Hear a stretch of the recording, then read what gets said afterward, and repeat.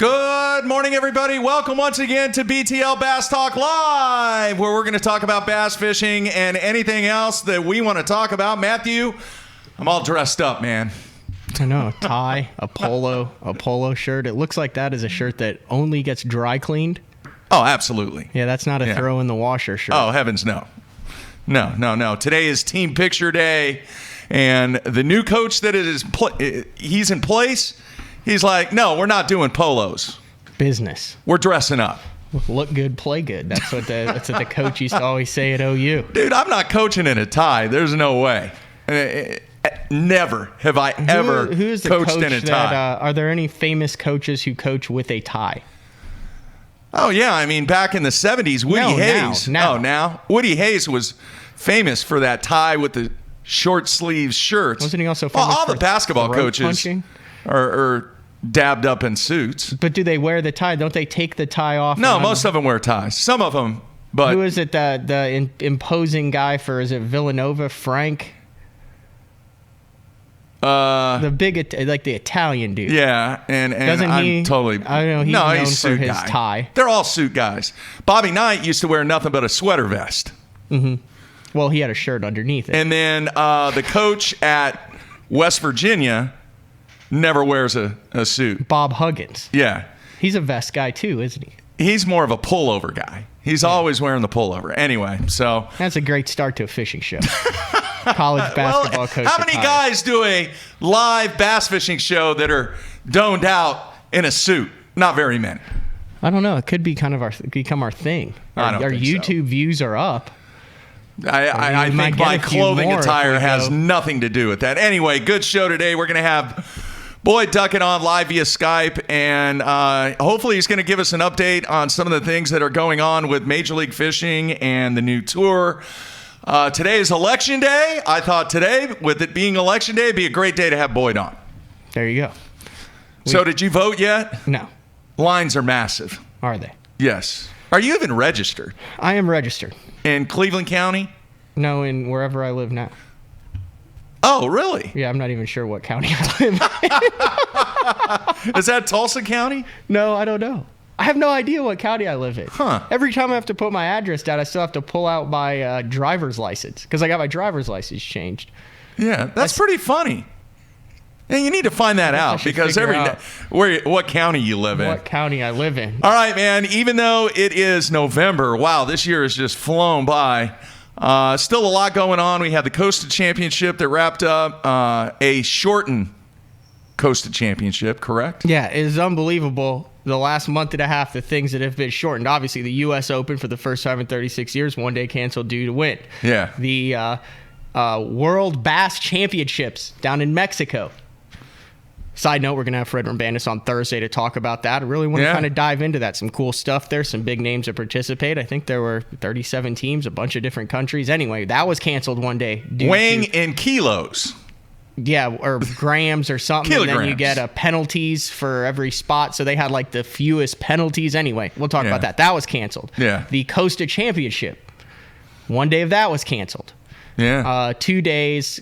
Carl Jocumsen. That's a massive field. You talk there about. There are some names in that 40, field. You go through all the coastas. You get there. The highest guy in each division makes the championship. Yeah, some big names. Brian Thrift almost won it again, but Carl leading after day one.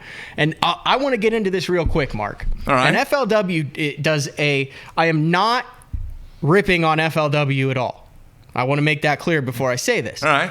But they put out a massive amount of information after days 1 and 2 and 3 to where you can pretty much go back and know what the guys are doing. It boggles my mind why these guys are so open with their information after days 1 and 2, because really the only people who benefit from that is your life better because you knew Carl Jocumsen caught him on a glide bait on Guntersville after day 1 and that he glided his way to 20 pounds, the only 20-pound bag in the field.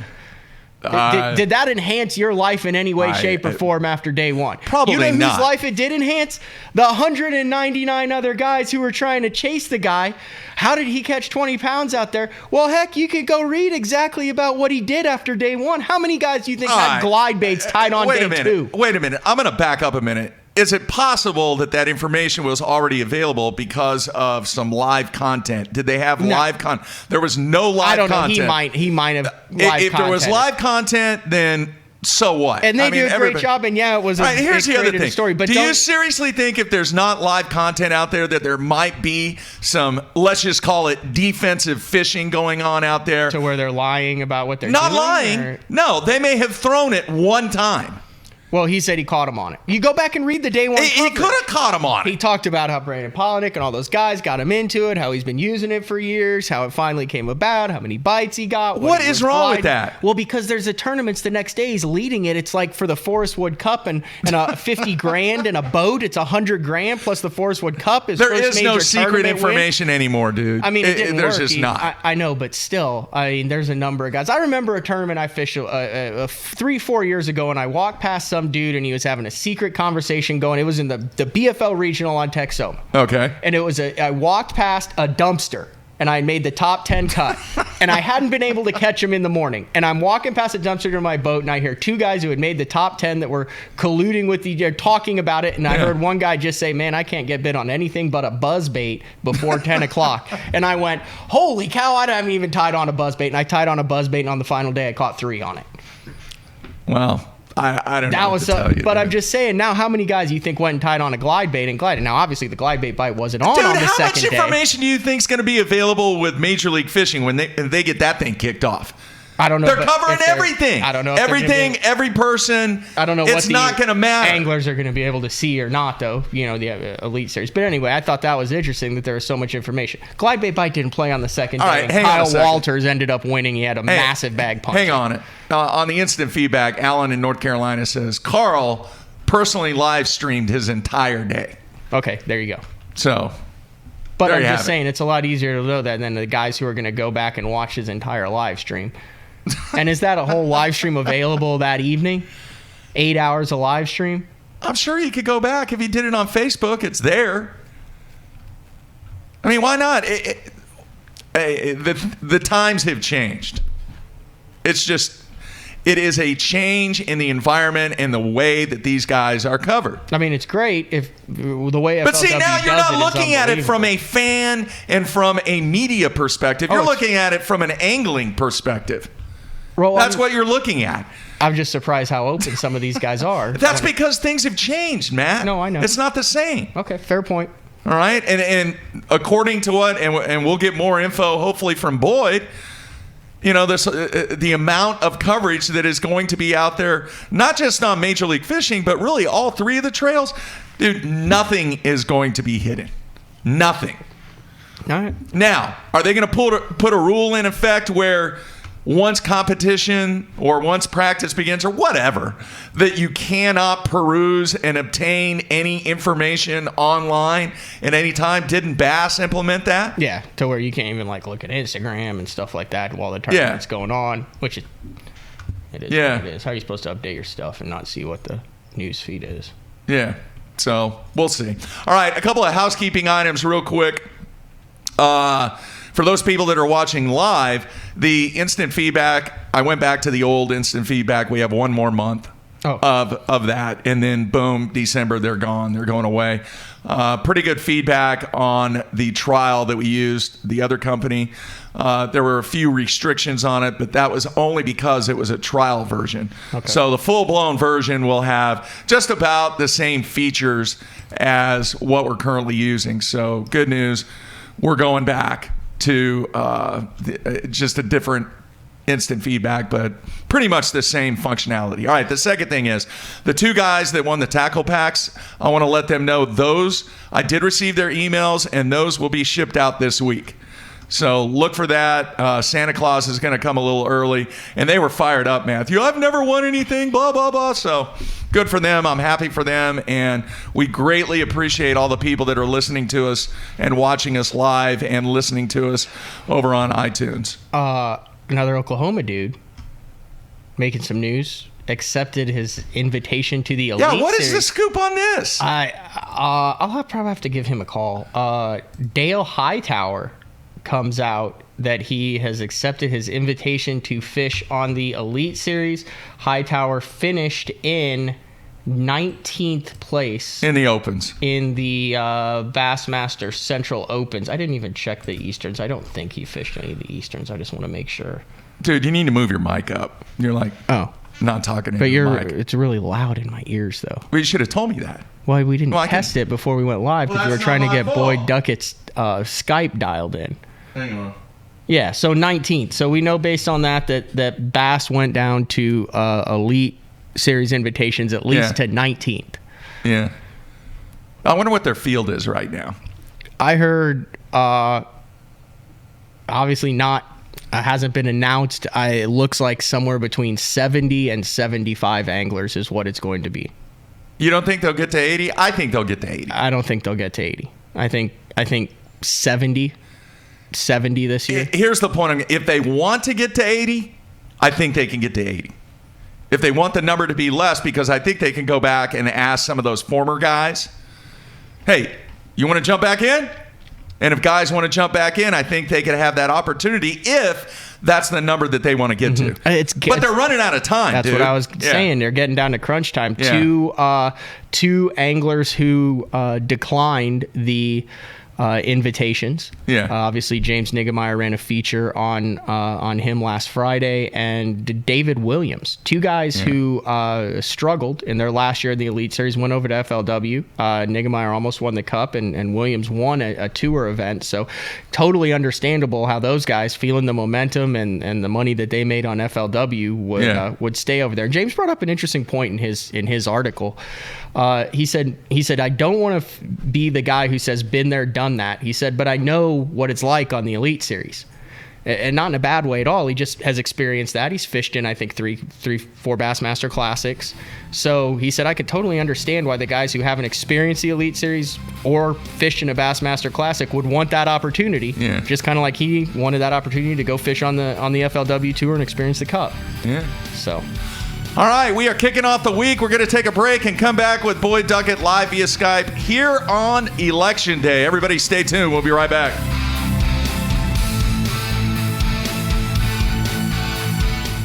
Sleek new design with easy control file. The clearest images underwater with uncompromising range. Live mapping from the touchscreen. View notifications, video, even Google Maps on screen. And for the first time ever, real-time view of fish movements with live sight sonar. HDS Live. New from Lowrance.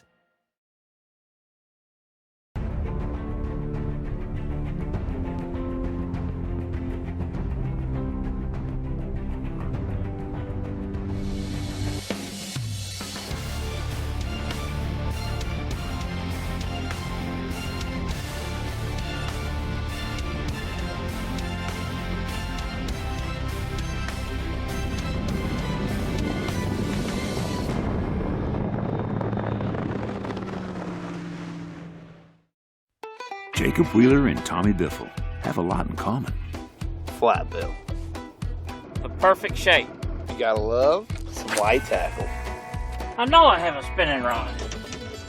I love my hammer crawl. Biffle bug. Rigged on a hardhead. Well, they could be twins. Bifflebug, Hammer Crawl, Hardhead, from Gene LaRue. Let me help you, man. Let me help that hat. Whoa. There you go. I already look better. Pros depend on hydraulic jack plates to get the best out of their boats. Do what they do. Demand Atlas performance. Atlas gets you from the bottom to the top in less than 8 seconds, even with the big 4 strokes. And when you gotta turn right around and get that heavy load back up in rough water, Atlas's innovative design and American-made components will get you there with confidence. I'm at Depot. Just look for yourself. There's an Atlas jack plate on just about every professional's boat. The Atlas hydraulic jack plate. You can depend on it. My rods look different because they are different. Every rod is built by the pros and for the pros. When you pick up a Boyd Duckett fishing rod, you're getting a cutting-edge rod, one that's truly pro-driven, with the actions you need for every bait category you fish. I put my name on it. It's my promise to build you a great rod you can count on. Duckett Fishing, Micro Magic, Macro Magic, or White Ice. Try them. They work.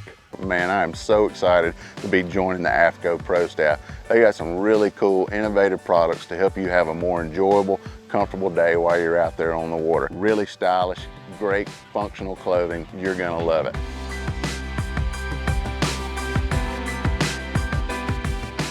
The thing I'm most excited about though is AFCO has pledged to donate 10% of their total profits back to supporting the conservation of our fisheries. And I am all about supporting a company that's about supporting conservation so that we can enjoy our bass fishing for a long time.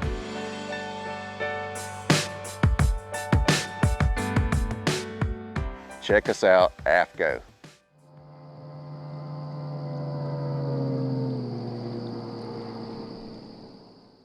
When I talk about Sunline, I think of one word: confidence. Sunline FX2 is what I use for all of my frogging and flipping. SX1 braid, which braid plays a big part in fishing line. Shooter, I'm going to use in those close quarter deals like flipping and pitching. One of my favorite techniques in fishing the tournament trail is to fish offshore ledges. We have taken the questions out of the equation. Take my word for it. It works. It works, dude.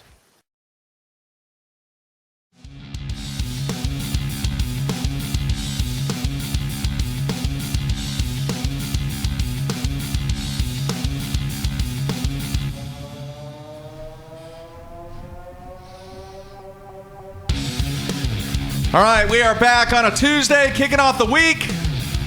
Yes, that is me in a tie. Who is Erwin R. Scheister? I know. Is that an old wrestler? Yeah. That's what you look like? I guess so. I don't know. I don't know. You might have to go back and do a little research on that. I don't know. It could lead you down an interesting path there, Mark. Dave might help me out on that. You know where I'm going with that. Hey, real quick. Somebody asked, Chad in Canada asked, what does a peanut icon mean on the new instant feedback? I have no idea. I'm going to have to research that. I know they made mention of it when I was going through the trial version. I have no idea. I saw it too. I was afraid to click it. Yeah. The other thing too, and I'm not saying this just because I'm dressed up like this. Dude, I am seriously considering going back to school and getting a master's in sports administration. I got accepted to OU, hopefully. I mean, you would think they would since I graduated from there. OSU, and then there is a really, really good online program at Ohio University. That's where my dad went. My dad's got a degree from Ohio. They're Bobcats, green and white. Yeah, that's it. In so Athens. I don't know, man. I'm thinking about it. It kind of intrigues me. What benefit? You get paid more. As a teacher and a coach, you get paid more, especially if you have a degree in sports administration.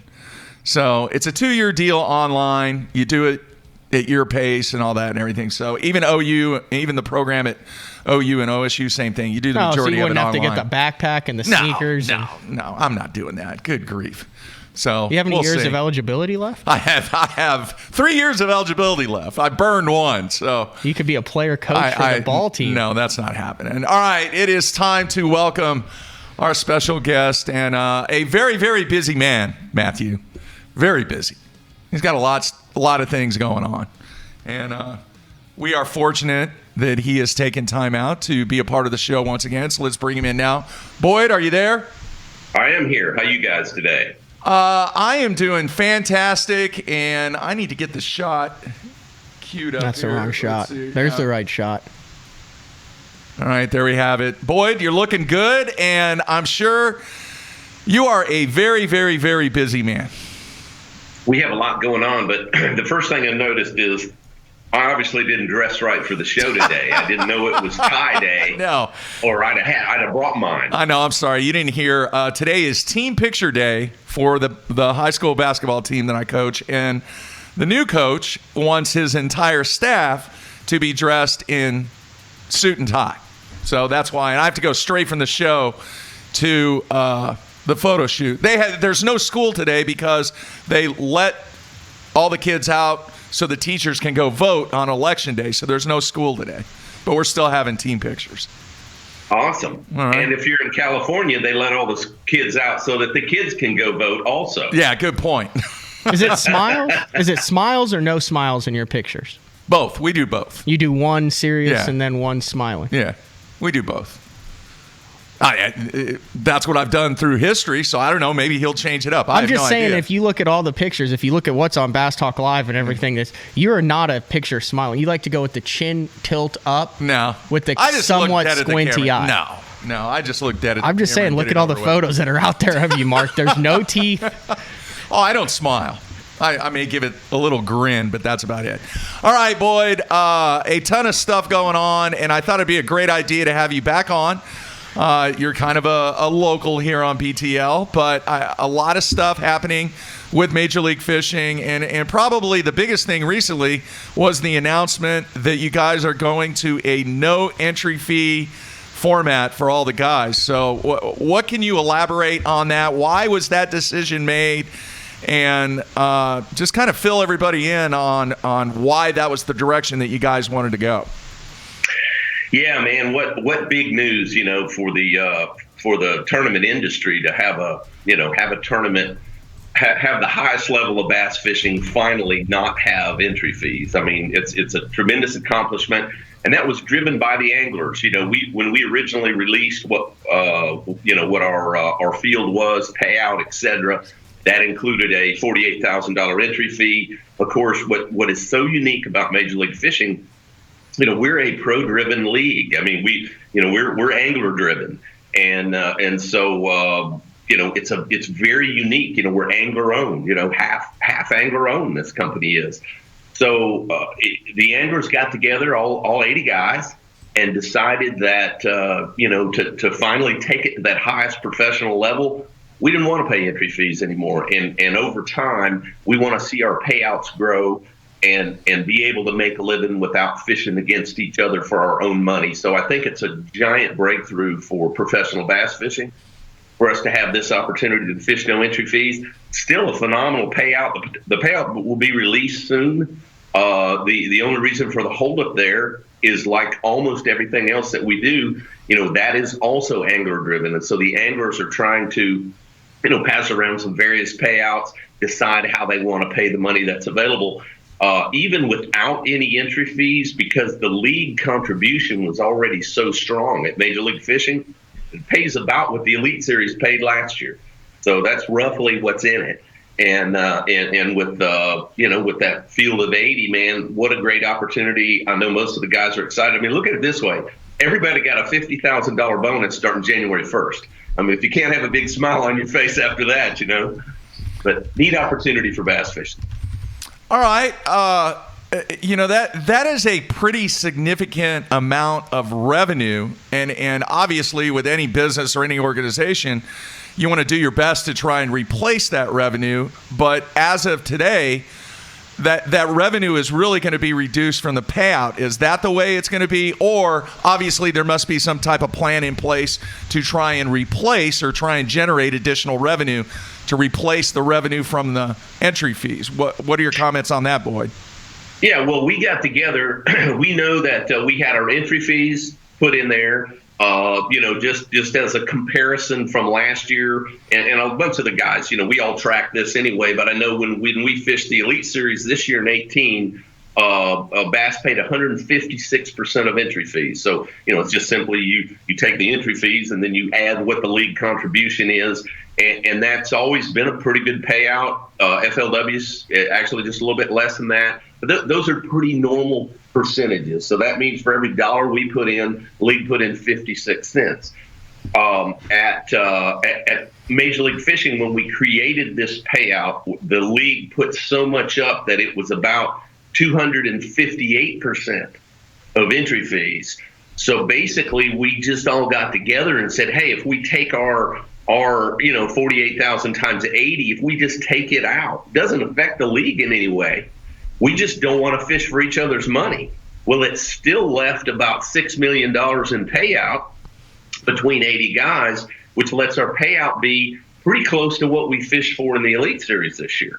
So it's just that the league puts so much more money up than what the other leagues ever have. That's what makes this possible. We're still fishing for big payouts. Doesn't change the business plan any. we just don't pay that 50 grand in January 1. Okay. Boyd, does that affect the payouts for the 4 cups and the World Championship too, or just the 8 regular season events and the Red Crest? Well, what you have is a total amount of money.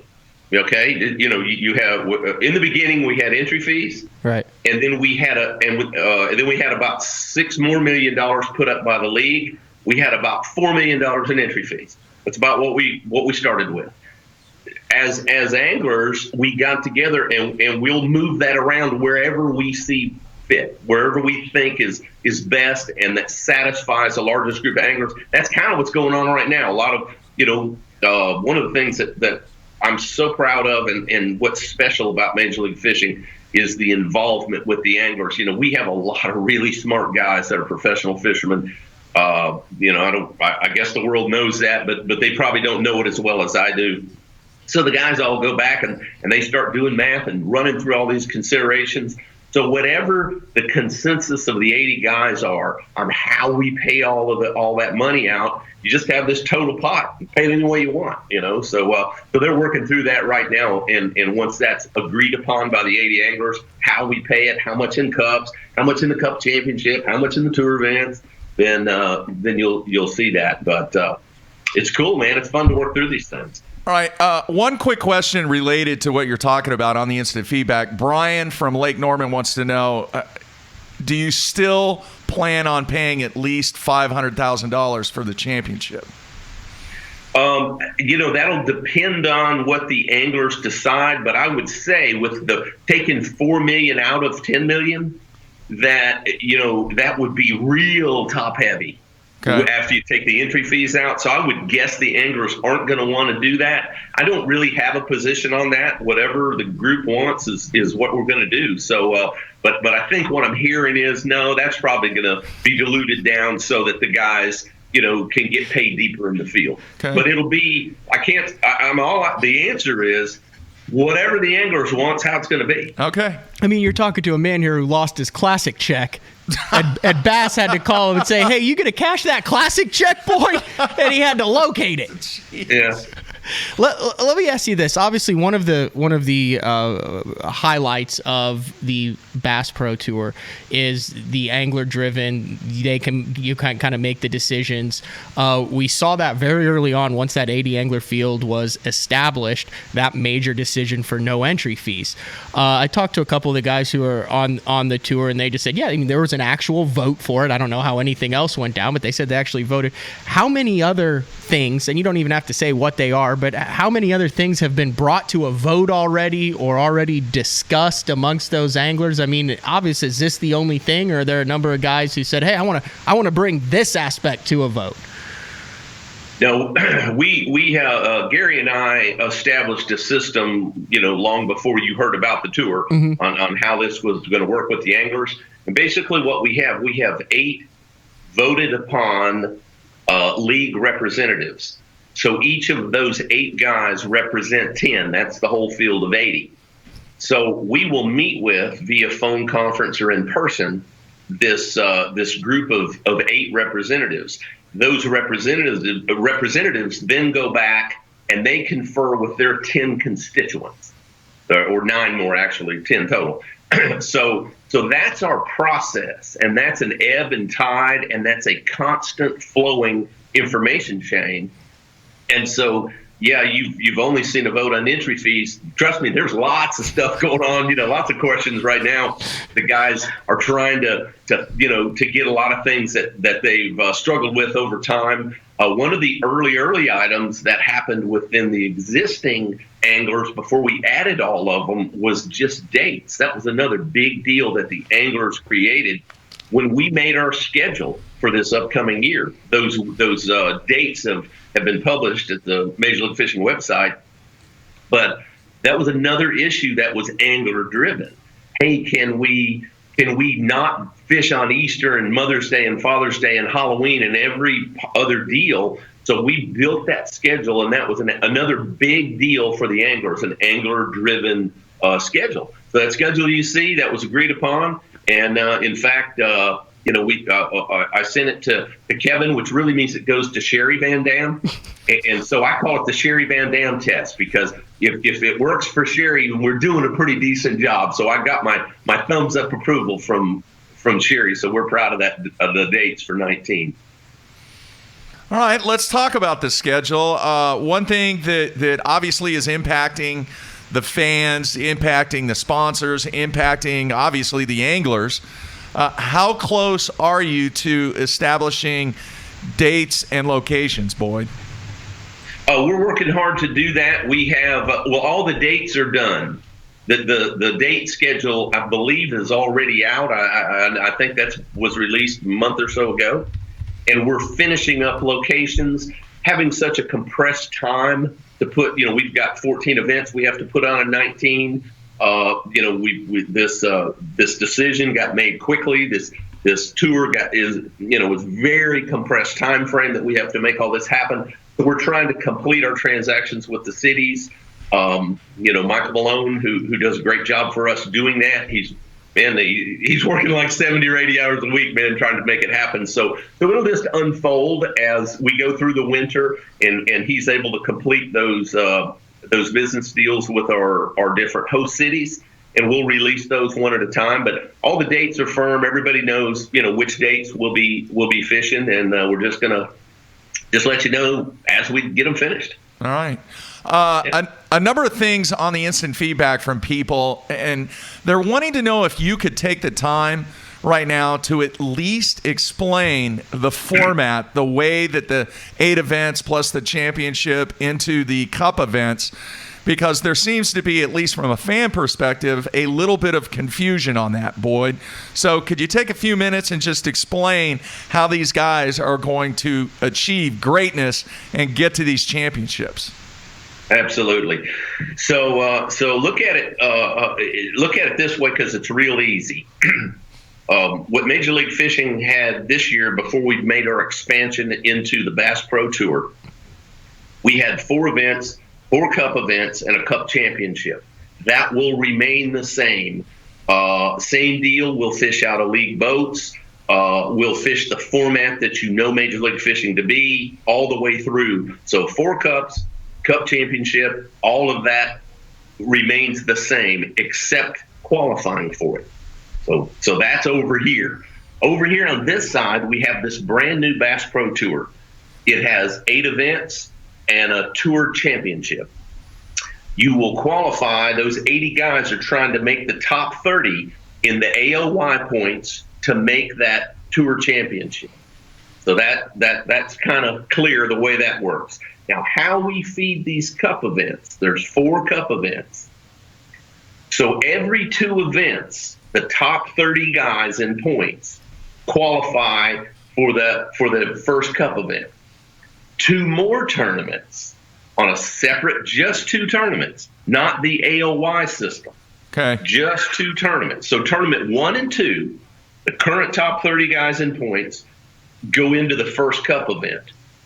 Then you go back to 0. The next 2 events, the top 30 guys go to the next cup event, and so on down the line. What that does is, excuse me, that gives every angler all year a chance. If you're kind of having a dragging start to your season, you're not in top 30 of the points, you're not cut out of these high-profile cup events. At any point in time, if you can string 2 good events together, make it into the top 30 for those 2 events on a points total, you can make a cup event. So it's really a cool way that everybody's always involved, all the way down to the last 2 events. You can still have a chance to make a cup, go to the cup championship, make a ton of money, and you can be having a terrible season, And so that's how all that works, if that's clear.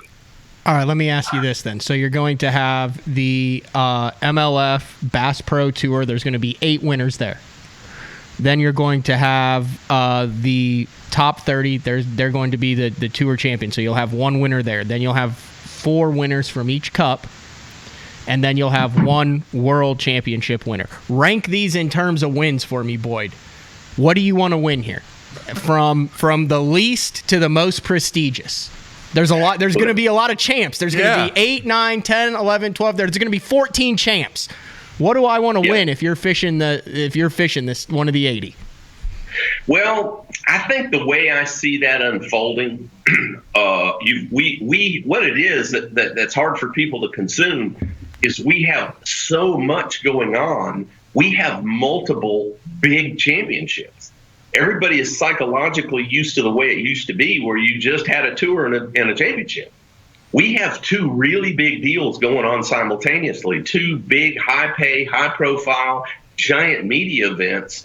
In the General Tire World Championship, it is a huge event. It's on CBS Network, and that is an extremely coveted and hard-to-win championship. On the other hand, we have our tour and our Bass Pro Tour Championship that we're going to call Red Crest, and that event is another huge, high-profile event. So it's just a lot more than everybody's used to.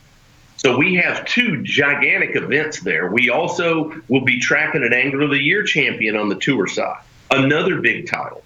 We also have these top 30 guys going into these coveted cup events. It's the top 30 guys that made this cup, and there'll be a cup champion, another really hard win. So all of these qualified for events are giant accomplishments for our anglers.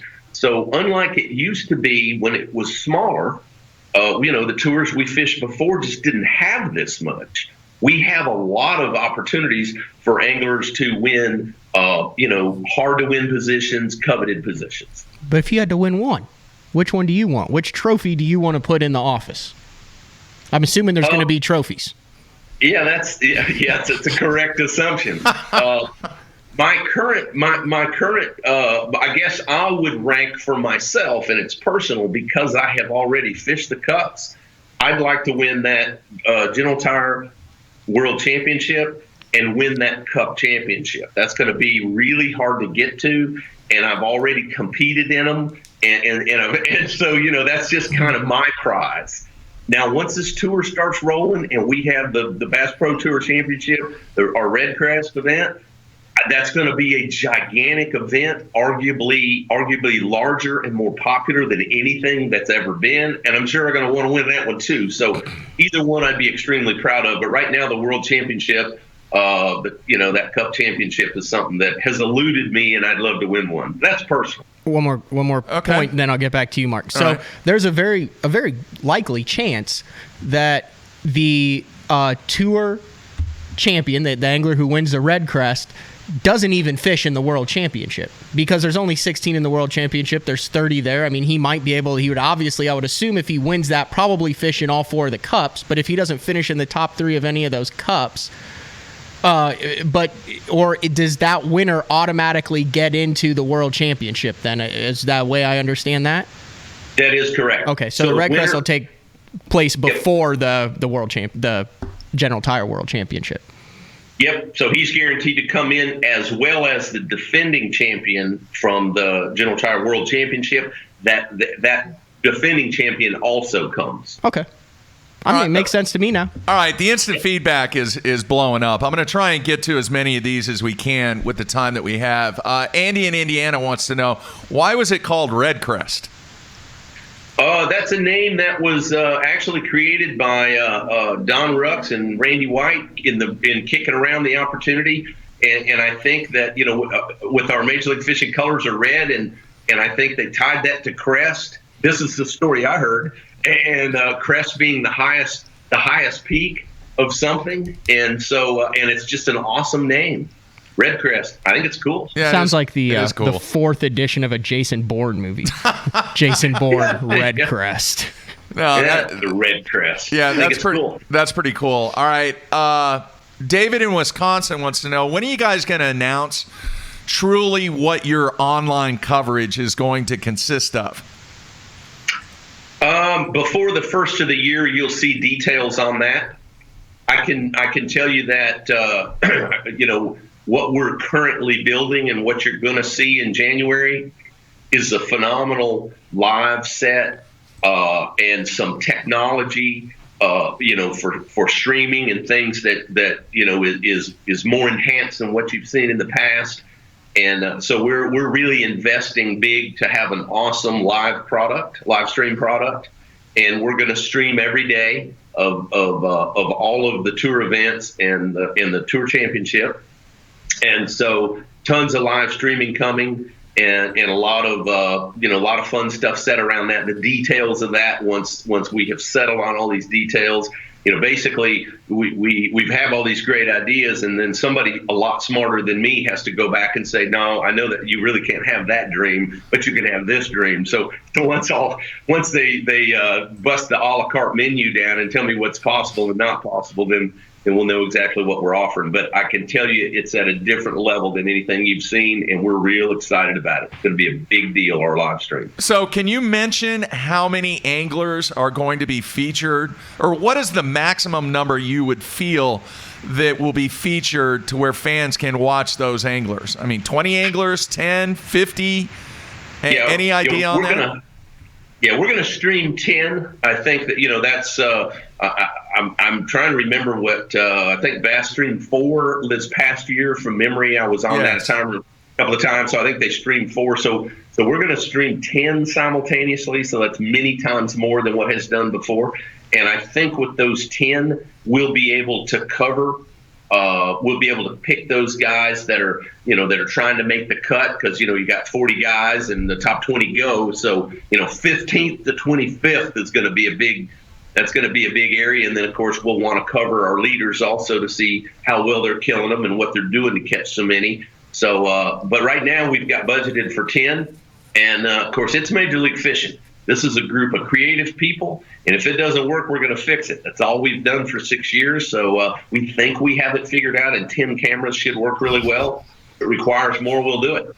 Will the studio have communication with the anglers during the live? We've seen some short interviews before. Will you be able to talk to the guys while they're fishing?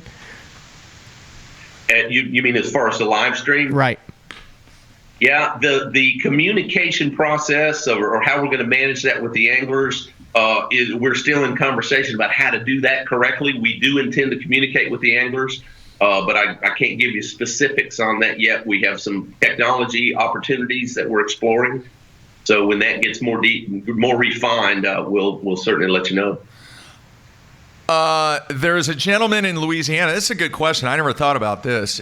Are you going to be required to be a subscriber to MOTV to be able to watch the content? Wow, I guess that if I could get everybody watching to commit to that, then it would offer me a new revenue stream. So before I answer that, I should probably ask him if he's willing to pay. But no, just kidding. Obviously, like all of our Major League Fishing products, My Outdoor TV or MOTV carries everything that Major League Fishing has. It also archives it, so you can go back and watch any Major League Fishing event on MOTV. But we intend to live stream at MajorLeagueFishing.com, so you'll go to our website free of charge and watch this great show that's going to be put together for you. All right, Jake wants to know, when is the fantasy fishing going to launch, and is it going to launch? Yeah, fantasy fishing is a good question, and with everything that's going on, that's not currently at the highest priority, because we have a lot of really high priority items we're working on. So I don't have that answer. I think fantasy fishing is cool, and I think it's something we need to do at Major League Fishing. We just haven't had a breath to work on that yet. All right, Andy wants to know, how close are you to the first tournament? It's going to be in January, isn't it? It's going to be in January. So what are we? I guess we're 3 months out. The rest of November, December, and January. So about 90 days or less, we'll be doing one of these Bass Pro Tour events for the first time ever. So a lot to do between now and then. Okay, Brian from Lake Norman said that Mark Davis has went record on a podcast that not all MLF events will be total weight and some will be the 5 biggest fish. Can you elaborate on that? Is that true? No, there's a lot of, there's a lot of bad info out there about us, but no, we are Major League Fishing. Every fish counts, and we weigh them all and release them, and that's what Major League Fishing is. So no changes to that. All right, man, I'm trying to weed through these. There's a ton of them. Dennis in Illinois wants to know, how are you going to attract fans when there's not really going to be a weigh-in? Well, see, we have a really cool venue and it's going to be, well, arguably, I think it's going to be better than a weigh-in. So let me sort of go through what happens. So like all of Major League Fishing, we fish our game on the water. I mean, we believe that is the process. We certainly believe in the environmental protection that catch and release provides. I don't think that a weigh-in is what fans come to see. I think what they come to see are the anglers and the closure of the event. So sort of what we'll have this deal set up where we're going to do a post-game interview, kind of like a press conference that other major sports use. And the angler's boat and truck will come to that venue location. That's where our activation will be. That's where it'll all be going on. We'll have big screens there and live stream during the day. Those sponsors that want to have activation, that's where that will be. That's where our live set will be. And then the angler's boat and truck sort of becomes the stage. And then we'll do a 2 or 3 minute interview. You'll get to see some highlights from that angler's day. And then immediately following in that, then there'll be an area that's a fan interactive area with the pros. So the pros will then move from that area to a fan interaction area. Listen, it's going to be a big deal. It's going to be a lot more activities, a lot more stuff going on than what you're traditionally used to with a weigh-in. And it's going to be awesome. So when Major League Fishing comes to town, you need to come see it, because I promise you, this circus is going to be bigger than what you're used to. It's awesome. And come see us. We got a lot planned for that. Let me ask one real quick thing. Okay. This is what I'm trying to understand, too. So they obviously release what the format's going to be. I'm used to the guys show up the day before practice. They practice for 2.5 days. They go to a meeting. They fish for 2 days. If they miss the top 50, they go home. If they make the top 50, they fish the 3rd day. Then if they don't make it, then they go home. If they make the top 10, they fish it, and then they're done. So you got 2.5 practice days, and you're done. Explain the entire process as an angler, how your week is going to lay out. It's different. It's different than anything that you guys have ever done before in professional tournament fishing, correctly? Correct? Yes. Yeah, that's true. So there's 80 of us. We go to a venue, and we will practice 2 days in our tour events. Then the field will be seeded based on finishes. Everybody is ranked, and everybody has seeding. And 2 equal fields of 40 will be established. There'll be an A group and a B group. The A group will compete on Monday and Wednesday. The B group will compete on Tuesday and Thursday. So 2 groups of 40. What you're trying to do is finish in the top 20 in your group. So then that takes 20 from the A group, 20 from the B group, and creates 40 guys that made the cut. Those 40 guys move to the semifinal round. You'll fish the semifinal round, and the top 10 guys go to championship Saturday, and then those 10 guys will fish the championship day with 10 guys. Okay, so if I'm in the A group, and I'm going to fish 1 day, then I'm going to have a day off, then I'm going to fish again. What am I doing there in that day off? Is it just a hangout day? Is there going to be is that time for those anglers whose days off going to be spent with MLF? Is it a free day? What do they do? Yeah, so at Major League Fishing, we do a tremendous amount of media work, and so we take advantage of that week. So there are some things that will be done for MLF.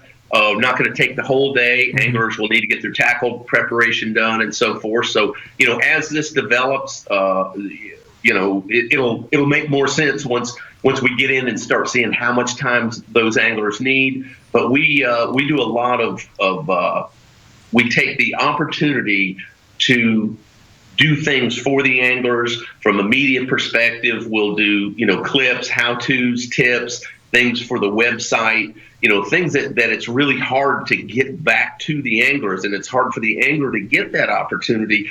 But we shoot as much of that as possible the week of. So we'll have to get in, balance it out, see how it works. but we intend to use them. There won't be any free time. I promise you that.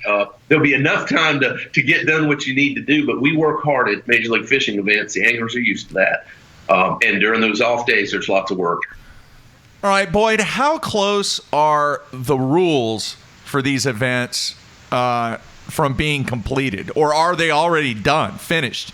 You guys are set and good to go? Yeah, the rules are done, and in fact, I think yesterday or day before I saw a final copy come by that Gary Klein sent me. Gary and Kelly, I think, have really been working on it along with Todd Walker and Don and them back at Major League Fishing. So I think it's in that finalized. Everybody read them, check your spelling, etc. And then of course we're an angler-driven league. So the next thing we want to do is we will send those rules to our anglers. Let them fully consume them, get the feedback from the anglers, because we want to do things that are best for our anglers. So that's where it is in the process. Interesting question on that. Eric in Minnesota wants to know, are the anglers going to be able to watch the live competition when they're on their off day?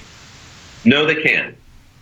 Nope, none of that. Okay. In Major League Fishing, you can never get information except prior to the cutoff. You'll be able to get public information about the lake. You can never get any information from anybody, never get any waypoints or anything like that. We'll be able to practice, if the schedule's announced a year out, we'll be able to practice up until that 30-day cutoff, but never get any personal information, only public information. Then once we get to the event, it's no information between anglers, no information. You can't look at anything, none of that.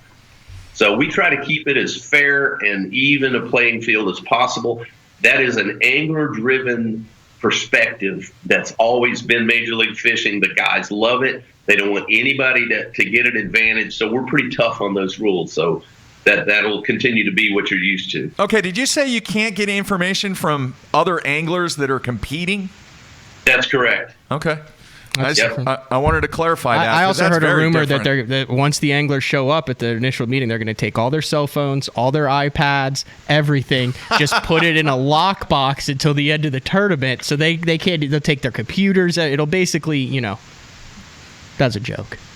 Yeah. So we strip everybody down to their underwear, and we keep them in a steel room until they compete. Wow. It's a weird league, guys. Jeez. Things gotten out of hand. Only Matt would come up with that. All right, real quick, just from an information standpoint, Boyd, we have a lot of new listeners and new people watching the live show. They want to know, why do we have to wait until 2020 to find out who won the championship? The tour championship? Yes.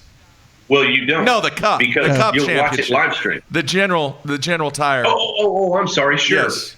Because what we've always done with that, and this will remain the same in those 4 cup events and the cup championship, we shoot those traditionally through late summer and into the fall. Then they air first and second quarter.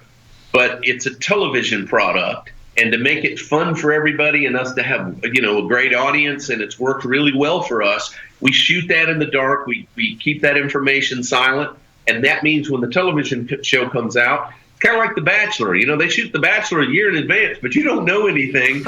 And if you did, you probably wouldn't watch it. Okay, so that's the whole idea behind those cup events and that cup championship, and that will remain the same. Let me clarify this too. MLF came out with that diagram that did a really good job of explaining it. But the way I initially understood it was you would have the first 2 tour events, then a cup, then the second 2, then a cup, then the third 2. But you're going to fish the entire tour season, and then sometime during the summer and fall, fish the 4 cup events and the General Tire World Championship after the conclusion of the 8 tour stop and Red Crest. Is that correct? It's close, but not correct. Okay. Basically, all right, and here's what it is. The first 2 tour events will qualify 30 guys to a cup, but it won't necessarily be the next event. Now, some of those cup events may happen throughout the year. In other words, the 2 tours are not tied together. Okay, so I have to look at them in complete separate entities. Completely separate. You have the cups and the General Tire World Championship. That is granted, you use it to qualify, but as a fan, I need to look at that completely separate as the 8 tour events and the Red Crest. Yes. Okay. That makes a lot more sense to me now. Okay. Yeah, absolutely. All right. A ton of questions here, Boyd. I mean, we out of time. I know. We could keep you on for 2 hours. You already did it live stream with the MLF for like an hour and a half. And got hit with questions just left and right there. I know. So we definitely need to get you on as the holidays approach, as things continue to develop. But, I mean, you've been coming on this show for the last 6 years. So hopefully you will continue to do that, and we can get to more of these questions. Several people, and this will be the last one, several people are very curious as to what is going to be the expansion of Major League Fishing over the next 3 years, and is the field pretty much going to be the same over the next 3 years, and what opportunities are anglers going to have to become a part of Major League Fishing? Yeah, that's a good question, and what we will have when we establish this new tour, and we ask these 80 guys to quit their current jobs with the tours that they fished in, we committed to them that they would be involved in the Bass Pro Tour for 3 years, a minimum of 3 years. So that does two things. One is it sets your field for the first 3 years. Now, after that, at the end of the third year, there'll be a cut of 10 anglers on the AOY points average, and that will be perpetual year after year. So it's quite obvious, if you think about it, that then means that in the second year, we have to have a qualifying tour, something to feed into the Bass Pro Tour. And that will exist in that second year. These plans are already in place. So that's probably the next question that would fit. And then going beyond that, over the next 3 years, we would like everyone to have the opportunity to participate in Major League Fishing style format. And there are plans in place for that to exist. And without giving details, because they're not finalized, our long-term goal is to have all of that, from high school to college to grassroots level to what you know is an open level to this tour level. And so that is our long-term plan, and as those leagues are closer to being announced, the details of that will be released. But make no mistake, we plan on making it where everyone can participate in Major League Fishing. Looking forward to that. All right. Hey, real quick, Annie wants to know, are the Major League Fishing action figures going to be available before Christmas? Hey man, that's a great idea. You know, when I think of action figures, you know, because I have a 6-year-old that likes to kill the action figures. This weirdness went through my mind where I could see like Aaron Martins with a giant sword cutting Kevin Van Dam's action figure head off. I don't know why when you said that. That might be a weird reaction on my part. Wow. I had a buddy who goes, hey, why is there not an MLF PlayStation game out too where I could compete live against one of my other buddies to see who could catch the most weight? And I can be Boyd Duckett or Kevin Van Dam. Yeah. Yep. I have one more question for you, Boyd, and then we got to let you go. Jeffries has picture day today. I do. He's already getting antsy over there. All right. There have been a lot of wow moments with Major League Fishing so far. First, it was the announcement of what it was. Then it was some of the anglers who are leaving. Then it was no entry fees. It seems like on a monthly basis there has been a wow moment. How many more wow moments are going to happen in the next 4 months? Well, that's a good question, and I guess probably some more, because a lot of what we're doing is groundbreaking. It's different, and it creates a wow moment. If you followed professional bass fishing, where we have our sights set for Major League Fishing is at a different level than our sport has ever been in. So you're going to continue to see those wow moments. One of the things that's been overlooked, that's probably the biggest wow, and this information's out there, but I don't think people have taken it in, is the investment that is made in the media platform to build our fan base, a much larger fan base for competitive bass fishing.